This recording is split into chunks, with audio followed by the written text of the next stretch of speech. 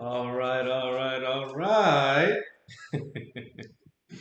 Yep. Yet another beautiful day in the neighborhood. And you know what we're talking about tonight? Tonight we're talking about the way democracy has been stolen from everyone who supports the Democratic Party. I labeled the Democratic Party the undemocratic party. And the way that they have responded, not only this year, with forcing Joe Biden down our throats, removing him after rigging and canceling the entire Democratic primary process, only to then force Kamala down our throat, further lets me know that if democracy is on the ballot, the Republicans, sad to say it, are the only viable solution. I shouldn't be that facetious. I can't go out this say and say the Republicans are the only viable option because RFK is still in the race, and we're going to break that down. But what I can say is the Democrats are not a viable solution if you believe that democracy is on the ballot. If you believe democracy is on the ballot, you would not be able to vote for the Democratic nominee, the Democratic candidate, because the party itself has already argued successfully in court that there is no democracy within the Democratic Party. They reserve the right to select with a big capital S their candidate, and the will of the voters is 100% irrelevant. They have said that they reserve the right, and they argued this in court. This is not hyperbole. They argued in court that if they wanted to, they could sit back in a dark room smoking cigars and choose their candidate without any voter input whatsoever. They argued that in court and won. And the way that we've seen the all Democratic challengers, whether it be Bernie Sanders, whether it be Marianne Williamson, whether it be RFK, we've seen not only in 2024, but in 2020, as well as 2016, we see that the Democratic Party has no desire to uphold democracy at all whatsoever, not even a little bit. So now, after canceling and rigging the primaries against Marianne Williamson and RFK, forcing RFK out of the Democratic Party altogether, they're now shoving Kamala Harris down our throat. All the other options within the Democratic Party, whether it be Gavin Newsom, whether it be Gretchen Whitmer, they're all backing Kamala Harris, falling in line, doing as they're told, like the obedient little punks they are. Now, we're going to break this thing down. We've got a lot of stuff to talk about tonight. As always, I got some clips that I'm going to play for you. And to be fair, I know that Kamala Harris will do better than Joe Biden. I think this change, Joe Biden dropping out, this is long overdue. I had Donald Trump beating Joe Biden even before the assassination attempt. It was clear, it was obvious, even before, really before the debate where Joe Biden embarrassed himself and showed his cognitive decline. It was clear that Donald Trump was going to wipe the floor with him. And I think Kamala Harris will do a better job than Joe Biden. So I have to be fair and say that. I have to be on the record and say yes, Kamala Harris will do a better job than Joe Biden. But with that being said, she is still going to lose miserably. She is still going to lose, and she deserves to lose. The Democratic Party deserves to crumble and crash. There needs to be a total rehaul, a total overhaul an overhaul, a total revamping of the Democratic Party in order to save it as a viable option or counterbalance to the Republican Party. Because if not, it's looking like they might very well collapse, not just in 2024, but in 2028 and beyond. Now, one of the first things that I've seen going viral is this campaign commercial from Kamala Harris. And to be fair, it looks pretty solid. Y'all check this out.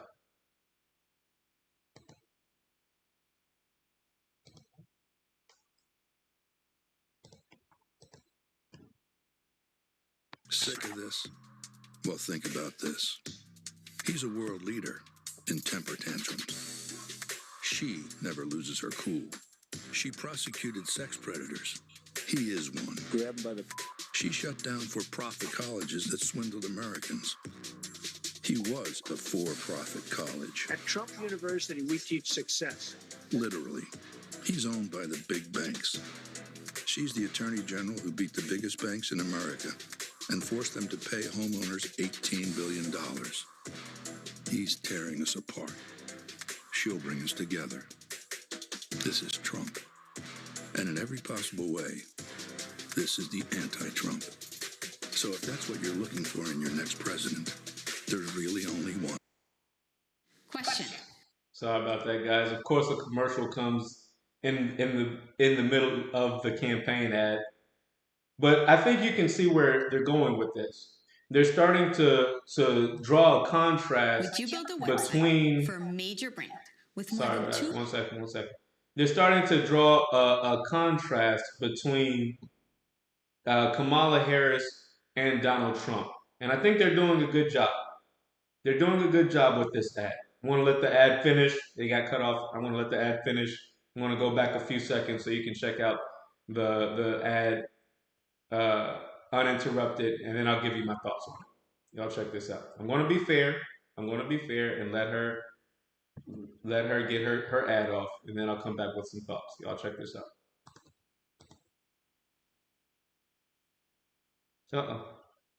Boom.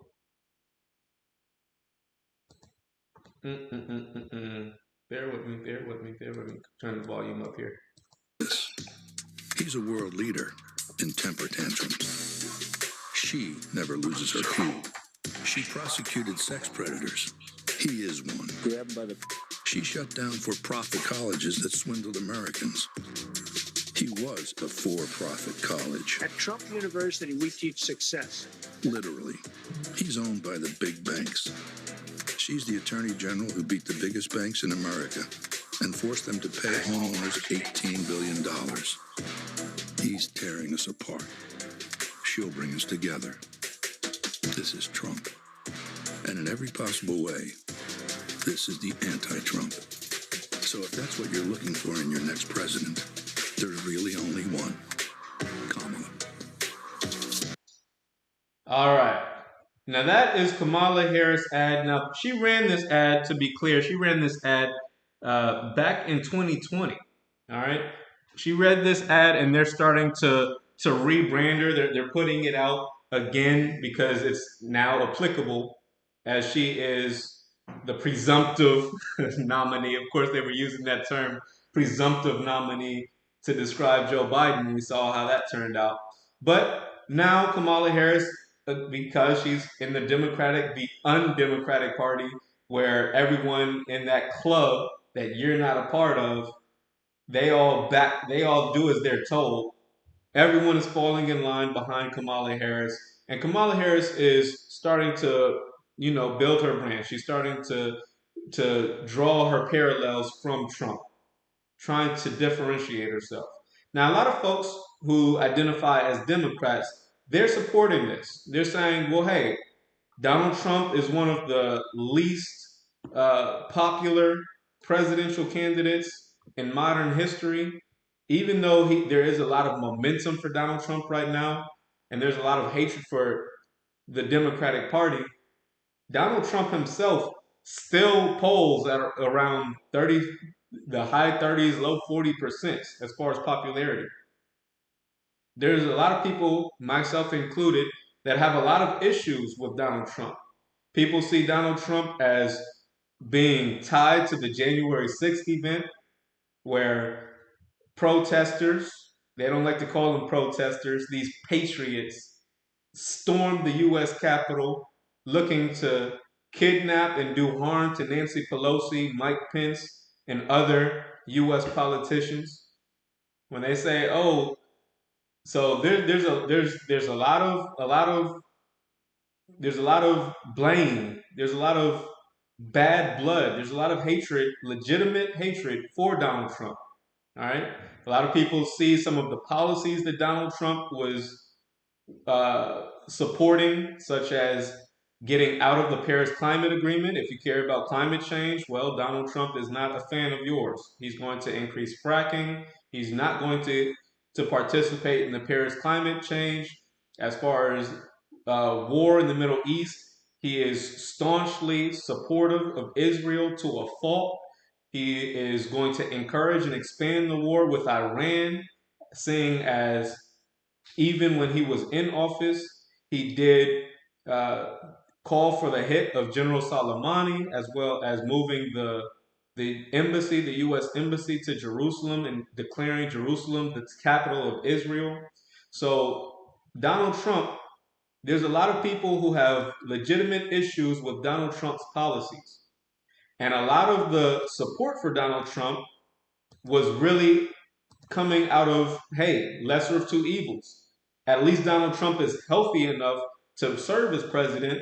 And after seeing Joe Biden in his only debate of 2024, the U.S. as well as people all around the world were able to see firsthand the cognitive decline of Joe Biden and determine he will not be physically fit, physically capable of serving as U.S. president for another 4 years. So a lot of people will resign to, hey, if this is the only options we have, at least Donald Trump is healthy and Joe Biden will not be healthy enough to serve. But now, since you remove Joe Biden from the equation and you put in a younger, healthier uh, politician in Kamala Harris, this is giving the Democrats a little bit more steam. Now, be aware, there's a few things we have to keep in mind here. They did not want to move, they did not want to remove Joe Biden from the Democratic, as the Democratic nominee. They wanted Joe Biden to continue to run. They did everything in their power, whether it be the prosecutions, the political prosecutions of Donald Trump, which some people see as illegitimate. They did everything as far as rigging their own primaries to prevent their own Democratic voters from having a chance to support alternative candidates such as RFK, such as Marianne Williamson, and others. They've, some people say that the Democrats are even responsible for the assassination attempt against Donald Trump.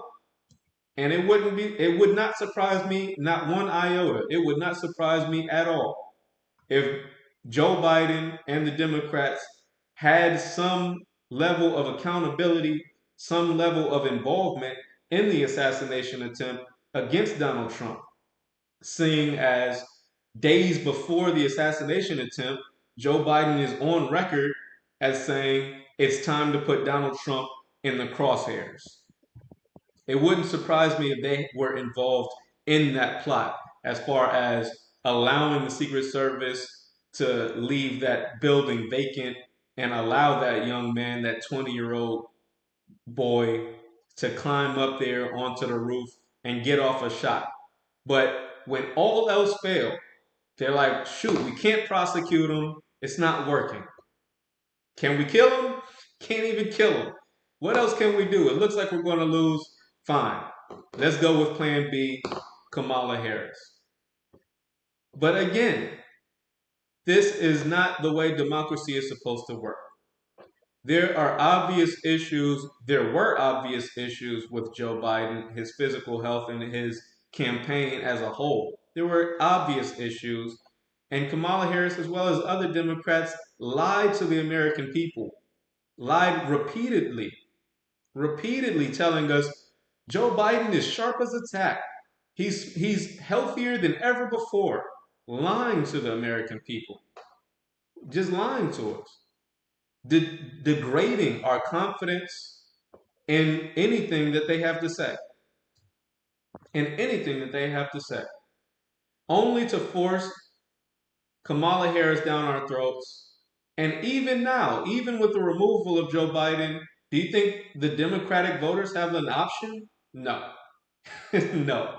No. Now you're forced, if you're a Democratic voter, to support Kamala Harris because the primaries were rigged and canceled. We didn't even get a choice. We didn't even get to assert an alternative that we would have liked. The folks that they're saying could have gone against Kamala Harris in an open convention, folks like Gretchen Whitmer, folks like Gavin Newsom, they are supporting Kamala Harris because they don't want to cross the Democratic Party. They're thinking about their own careers. If they actually contest Kamala Harris in the conventions, the Democratic conventions, what will happen? First, they might lose to Kamala Harris and be on record as being an impediment to the success of the DNC. Alternatively, someone like Gavin Newsom or Gretchen Whitmer, if they chose to, which they're not choosing to, but if they did choose to run and contest Kamala Harris, they might surprisingly win against Kamala Harris, but lose against Donald Trump. And if that was to happen, they would then be blamed. Hey, you see what you did? You see what you did? Gavin Newsom, you ran against Kamala Harris. You stole the first black woman's chance of being elected. Not only that, you lost to Donald Trump. It's your fault. So I think that the alternatives to Kamala Harris are all scared of being blamed for the inevitable loss to Donald Trump. So they're like, fine, y'all selected Joe Biden. Y'all didn't allow us to primary him or challenge him. Fine. Now you're selecting Kamala Harris. We're not even going to touch it. We'll wait for 2028. We'll let you all, Kamala Harris, Joe Biden, we'll let that ticket fail as we all suspect it will, and we'll try again in 2028. But to try now would be political suicide. And make no mistake about it, despite having a small improvement over Joe Biden, Kamala Harris on her own merit is not going to beat Donald Trump. Kamala Harris tried running in 2020, and there were very deep concerns from her own voter base. As a black female, you would think that her primary, first of all, the base of the Democratic Party as a whole is the black vote, seeing as we vote as a bloc at over 90% in favor of the Democrats. We are the foundation of the Democratic Party, and the Democratic Party is bleeding black votes, specifically the black male vote. But Kamala Harris, as a black woman, you would think that her primary audience and her primary base, specifically as a candidate, would be the black community, seeing as black folks supported Barack Obama at a tune of 98%, 97, 98%. You would think that Kamala Harris would expect to get that same type of support. But we saw in 2020, after she made the comments, I'm not doing anything for black people. No. When we heard that, okay, well, Kamala's out. Let me refresh your memory. This is the video that destroyed Kamala's campaign in 2020.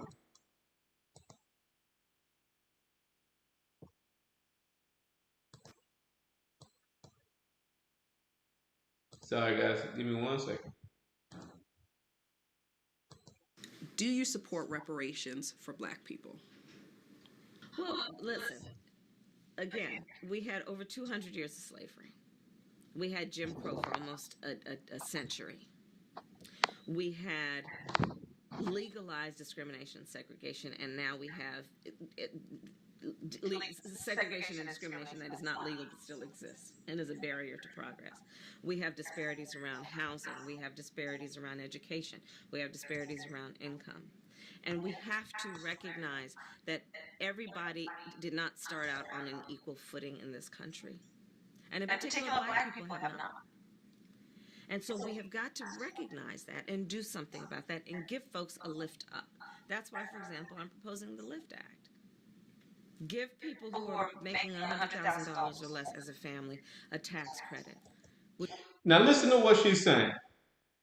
The question was, do you support reparations for foundational black Americans? Her response is, well, in America we had slavery, which affected foundational black Americans. We had Jim Crow, which affected foundational black Americans. We had redlining, which affected foundational black Americans. We had centuries of institutionally supported terrorism, which directly impacted foundational black Americans. So she starts off by identifying the problem, all the things that have exclusively and specifically negatively affected foundational black Americans. But then her solution, instead of remaining exclusively and specifically targeted to foundational black Americans, is, oh, well, we need a tax credit for all Americans. Why is it that when you're talking about the problem is very exclusive and specific to us, but when we're talking about the solution, it has to be broad and lifting all boats? Huh? Did you catch that?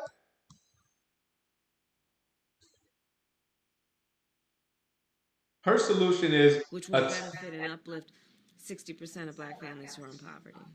So by default, it affects black families, but there's not a particular policy for African Americans that goes for. But no, if you look at the reality of who will benefit from certain policies, when you take into account that they're not starting at the same place and they're not starting on equal footing, it will directly benefit black children, black families, black homeowners, because the disparities are so significant.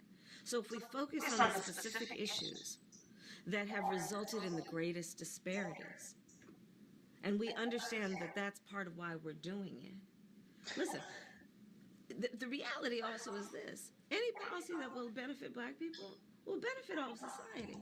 Let's be clear about that. Let's really be clear about that. So I'm not going to sit here and say I'm going to do something that's only going to benefit black people. No, because whatever benefits that black family will benefit that community and society as a whole and the country. Right? That was her answer. Hold on. No, about that. Let's really be clear about that. So I'm not going to sit here and say I'm going to do something that's only going to benefit black people. No, because whatever benefits that black family will benefit that community and society as a whole and the country. Right? And she thought that was a good answer. Right? Right? No, I'm not going to do anything to specifically benefit black people. Right? Right? No. No. That's not right. That's not right, not even a little bit. So Kamala Harris is not going to, if you were thinking that Kamala Harris was going to enjoy the support of the black vote as Barack Obama did, you're sadly mistaken. Yes, of course, the Democrats and Kamala Harris will continue to get the large segment of the black vote. But if you're looking for 97, 98% turnout like we gave Barack Obama, you're out of your mind. Barack Obama was the catalyst, the catalyst, the watershed moment, the cause of the delineation movement. Right now in America, we have a delineation movement where foundational black Americans are saying we are a specific group, asking, requesting, and demanding specific tangibles for our community. We give out specific tangibles for immigrants, which we are not an immigrant group, so we do not benefit from those policies.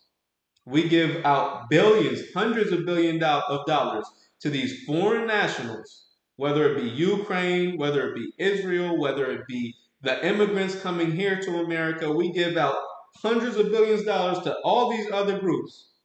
But when it comes to addressing the harms that have plagued foundational black Americans, which Kamala Harris is able and willing to list them off for you as she did in that last clip.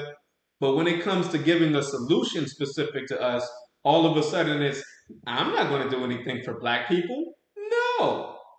Black men in particular are not falling for that. And we're not accepting it.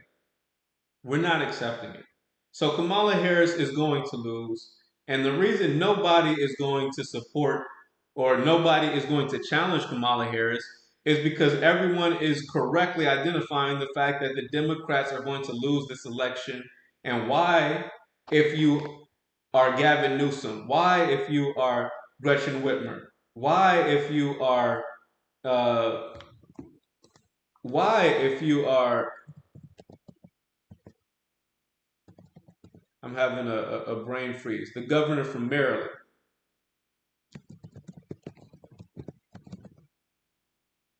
We got a black governor in Maryland who seems to have some potential. Wes Moore.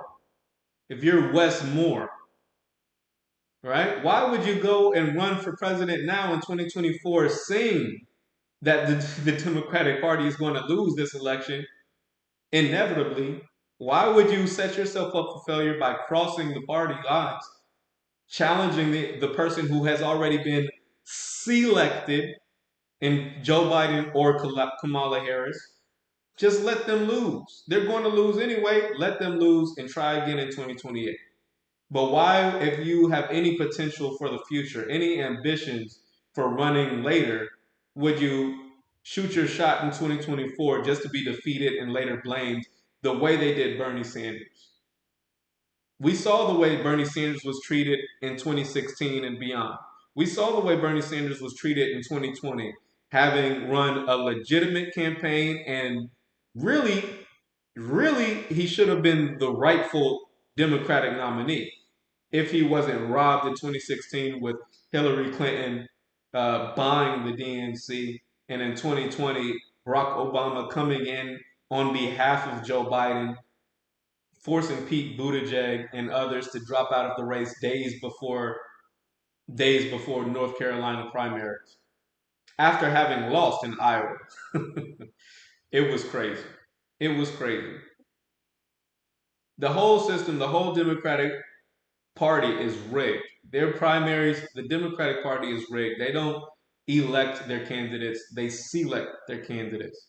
And any politician running under the Democratic banner would be a fool to cross Kamala Harris because they know, as RFK found out, that the system is rigged and they will not be given a fair chance. They will only be blamed and demonized for not obeying what the Democratic powers that be have told them to do.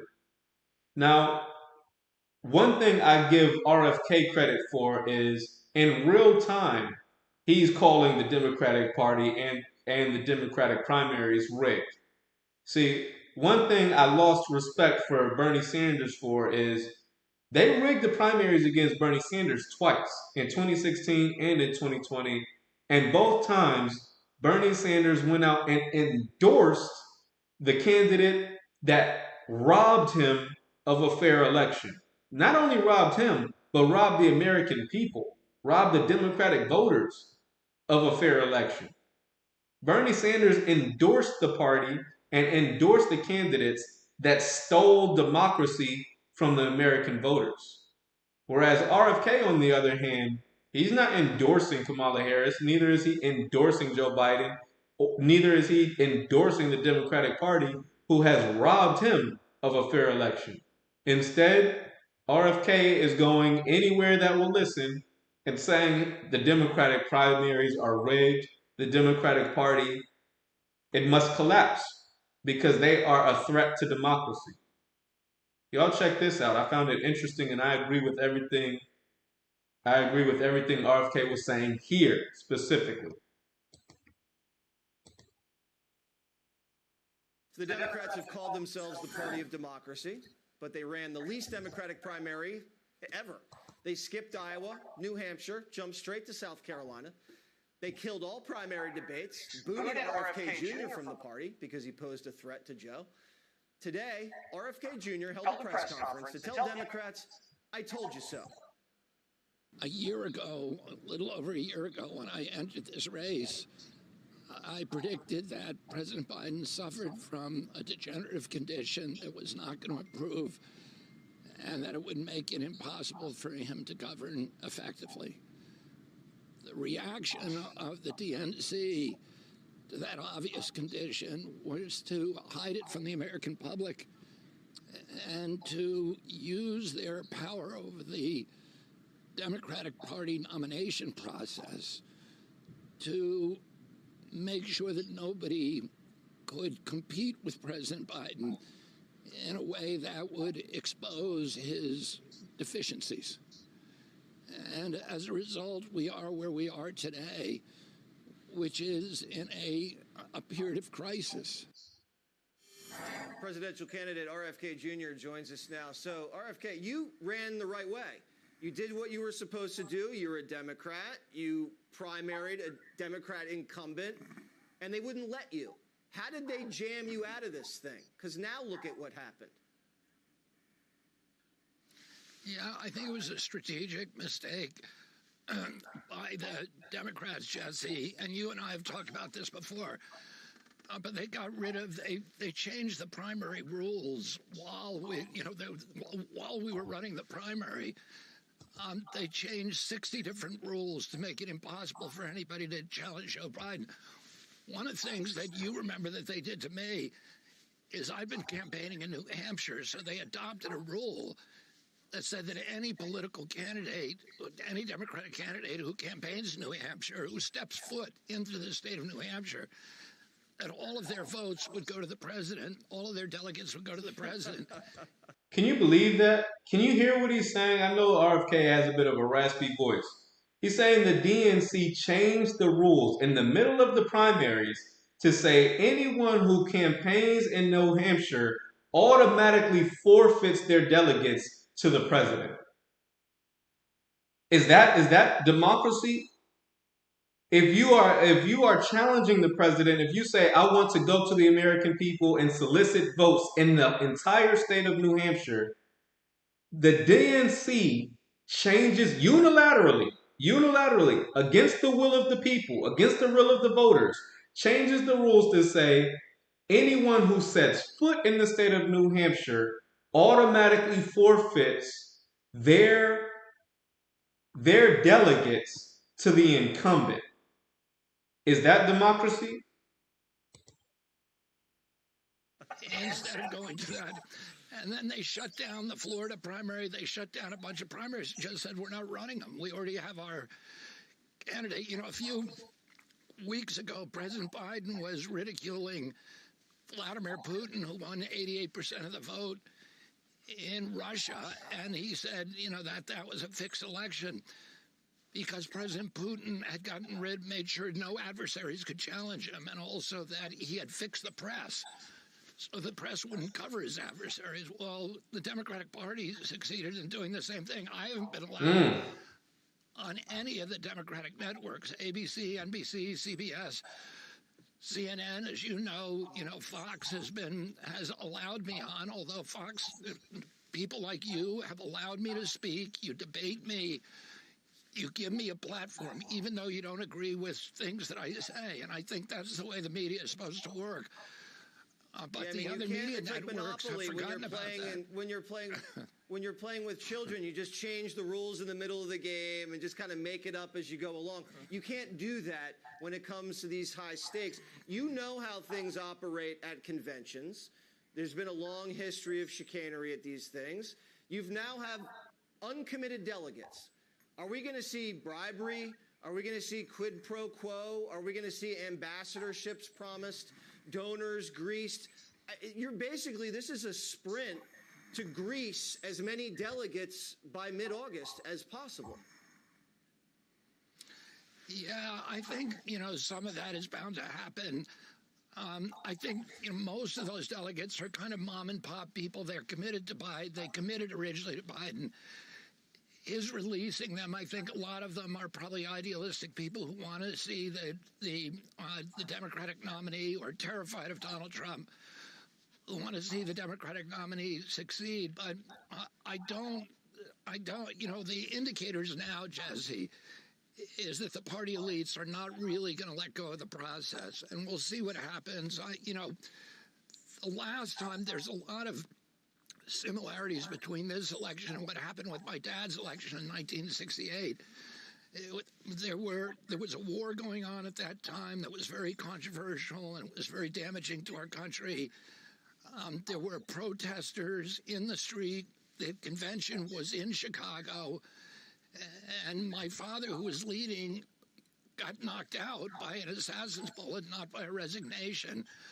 You, in effect, had an open convention, but the DNC at that time tried to maintain control over it. They put their candidate in, which Hubert Humphrey.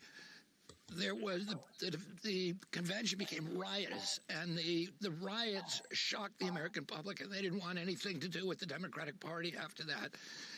And I think a lot of people in the Democratic Party probably should look back to what happened in 1968 and take some caution from allowing the party elites to continue to exercise control over their choices. All right, I'm going to stop it there. I think you get the picture. The Democratic elites, in the words quoting RFK, are exercising control over the party. They've effectively stolen democracy from the voters. If you are a Democratic voter at this point, I feel bad for you because I think you're so scared of Trump that you don't recognize the futility. I don't think that you realize what you're trading. What you're trading by voting the lesser of two evils, what you're doing by voting against Trump, anybody but Trump, with that mentality, what you're doing is saying democracy isn't important. The Democrats are saying democracy is on the ballot, but if you're voting for the Democratic Party, you are voting against democracy. The Democratic Party must be forced to crash. It must be destroyed and revamped, rebuilt. Because right now they are blatantly taking all options away from Democratic voters. They are selecting a candidate and shaming any Democratic voter who doesn't support the person that they have selected. So if you go along with that program, you're saying you don't need democracy. You don't need a say. You don't need your vote to count as far as who is the best Democratic candidate. You don't care. You're happy and content allowing them to select whoever they like, and as long as it's not Trump, your vote, you're just going to prop up anyone but Trump. You are giving up. You are giving up. You're essentially giving up your power. You're essentially giving up your power as a voter. You're saying democracy doesn't matter. It's not that important as long as Trump is in office. And I cannot imagine living life with that much fear to say I accept the fact that you all have rigged the primaries not once, not twice, but 3 times in 3 consecutive presidential elections. You have rigged the primaries against legitimate challengers, and you're okay with that. And you don't see any need to push back to vote third party. You don't see any need to voice your concern or your discontentment. You will still bend the knee and still vote for the person that they selected despite the obvious flaws and despite the obvious dissatisfaction of the electorate. I can't even imagine. I can't even imagine operating with that mentality. And with Kamala Harris, I'm going to close out with this article. The AFL-CIO endorses Harris. Of course. Of course. It's all a big club, and you ain't in it. Headlines read, it's Kamala Harris's party. She owns it, just like Hillary Clinton did.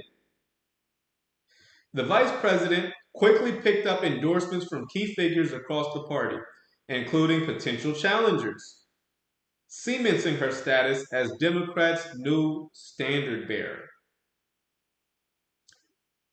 That's it. She's been selected. Joe Biden's out. Okay, we've select Kamala Harris. What about her challengers? What about other options? Do the Democratic voters get a choice of who they want to replace Joe Biden? Don't make me laugh. Independent presidential candidate RFK, Robert F. Kennedy Jr., said it was encouraging that President Joe Biden dropped out. I agree. But the former Democrat still doesn't plan to challenge Vice President Kamala Harris at the DNC next month, unfortunately. I am not going to get the Democratic Party if the system seems rigged. Like the system seems rigged. And let me tell you, it's not just RFK with this mentality. Any other sane politician, whether it be Wes Moore, whether it be Gretchen Whitmer, whether it be Gavin Newsom, any other sane Democratic politician is going to have the same mentality of RFK. Why would I go into the Democratic Party and challenge Kamala Harris at the convention if I know the system is rigged?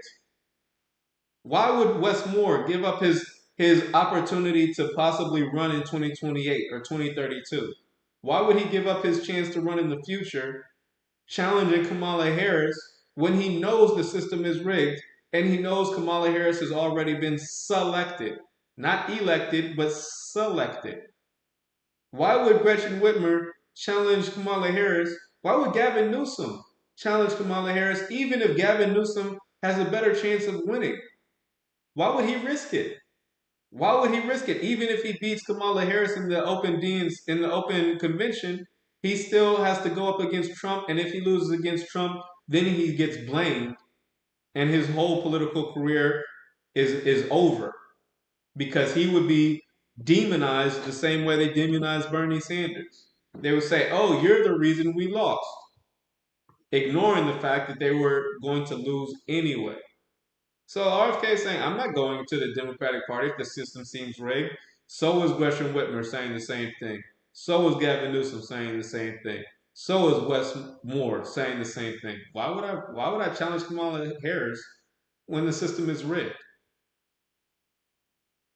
I think the Democrats really need to do what President Obama said, which is have an open process, a genuinely open process, Kennedy added. But he said, I don't see any evidence that they're doing that. And they're not. They're not. This is not an open process. This is not a fair election. The elections are rigged, and I think everyone knows that. The AFL-CIO endorsed Vice President Kamala Harris' presidential bid on Monday night, following nods by numerous individual unions. Last year, they endorsed Biden-Harris campaign when President Joe Biden was running for president. Liz Schuler, president of the powerful labor umbrella, in a statement called Harris a true partner in leading the most pro-labor administration in history. Blah, blah, blah, blah, blah. All right? So I'll show that just to show they're already falling in line. They're already falling in line. Kamala Harris is set to pick her VP by August 7th. So we should see in the next 2 weeks or so, 2 to 3 weeks, we'll see Kamala Harris name her vice president. I wouldn't be surprised if it's Gretchen Whitmer. I wouldn't be surprised if. I wonder. That might be a video for next time. That might be a conversation for next time. Who do you all think that Kamala Harris will pick for her VP, for her vice president? It won't matter because she's going to lose anyway, but it'll be interesting to see who she chooses. But yeah, man, unfortunately, the Democratic Party has stolen democracy from the people, from its own voters, from its own voters. And the folks who are still going along with it, I hope y'all wake up. I hope y'all wake up because it's a big club and you're not in it. But the more you vote for them, you give them legitimacy. They are stealing democracy from you, and when you continue to support them, you are giving them legitimacy. Instead of recognizing that they're stealing democracy, they're stealing your vote, they're stealing your choice. They're stealing your choice you should hold them responsible for that theft. You should hold them responsible for what they did to Bernie Sanders in 2016 and 2020. You should hold them responsible for what they did to RFK in 2024. It's not okay. Having these rigged primaries is not okay. It's not okay. And we shouldn't normalize it by continuing to give the Democrats our votes. That's my opinion. Now, as always, this is a sponsored video. We've got 2 videos left. We're almost done with our sickle cell PSAs. We've got 2 more. So shout out and salute to the sponsors of today's video. Shout out to everyone involved in the making of these sickle cell PSAs. Y'all check this out. Thank you for joining me in this brainstorming session in order to help our patients grappling with sickle cell and alcohol. Any suggestions? I think we as healthcare professionals can address the physiological impact of alcohol on sickle cell symptoms. You know, its potential to exacerbate crises and the mental struggles that come with that individuals are facing. Individuals dealing with sickle cell and confronting challenges related to alcohol use can turn to the Capital Substance Abuse and Mental Health Services Administration National Hotline. It's 1-800-662-4357. That's great. You know, Smart Recovery USA, a non-governmental organization, offers a free, tailored approach to addressing alcohol-related challenges for individuals with sickle cell. And we could be a little bit more understanding when they have outbursts in our offices. We know it's the pain talking. We don't criticize or stereotype white women when they're screaming or yelling during a delivery. So we should extend that same kind of patience and understanding to sickle cell disease patients. These are all good insights. Let's break for now so we can share some of this information with the sickle cell community. Boom.